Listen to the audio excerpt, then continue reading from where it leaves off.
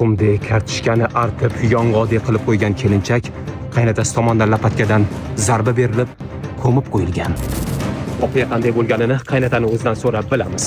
1 kilo kartoshka olib keluvdim, oshxonaga qo'ydimda, molxonaga mollarning tegini tozalash uchun kirib ketuvdim. Keyinchi nima bo'ldi? Kartoshkalarimdan xabar olay deb oshxonaga bordimda, tuxumli kartoshkalarni kelinim artib, yong'oqdek qilib qo'yibdi. Mana shu payti jahlini jilolay olmagan qaynota Voy kelin, shuni yupqaroq qilib, ekonom qilib ishlatsangiz-chi, bo'lmaydimi shuni? Desam, menga qarab, Adajon, namchi biz ziqni xurumsosiz. O'chiring ovozingizni. Shunaqa deydi. Keyin men jahlim chiqib ketdi-da, lapatka bilan boshiga qarab bir sol. Azizlar, suhbatni davomini qisqa reklamadan keyin kelin bilan davom ettiramiz.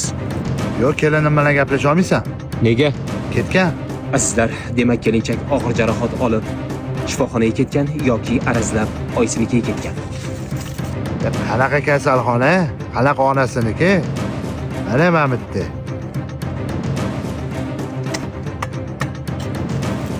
Ahmoq qaynota kelinini mana shu yerga ko'mib qo'ygan ekan. Nima deding? Siz chindan ham qurumsoq va ahmoq qaynota ekansiz. Sen bolacha jonga tegding. Bir qarasa tomdan tushasan, bir qarasa kimlardir vannasidan suvdan chiqib kelasan, ana endi yer tagidan chiqib ko'rding, sen buni.